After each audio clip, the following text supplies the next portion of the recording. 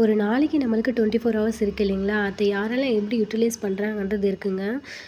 எல்லாருமே அவங்களுக்காக ஒரு 10 மினிட்ஸ் ஆச்சு ஒதுக்கி அவங்களுக்காக அவங்கக்குள்ளே அவங்க பேசணுங்க ஃபஸ்ட்டு. நம்மளுக்கு என்ன வேணுன்றது ஃபஸ்ட்டு நமக்குள்ளே நம்ம பேசிக்கணும்.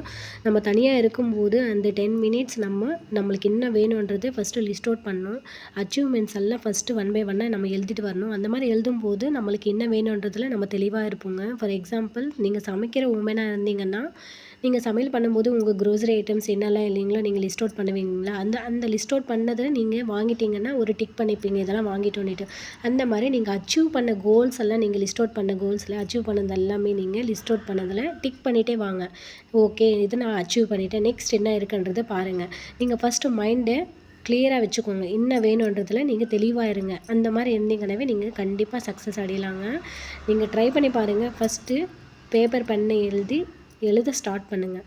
உங்களுக்கு என்ன வேணுன்றதை எழுத ஸ்டார்ட் பண்ணிங்கன்னாவே நீங்கள் அச்சீவ் பண்ணலாம்.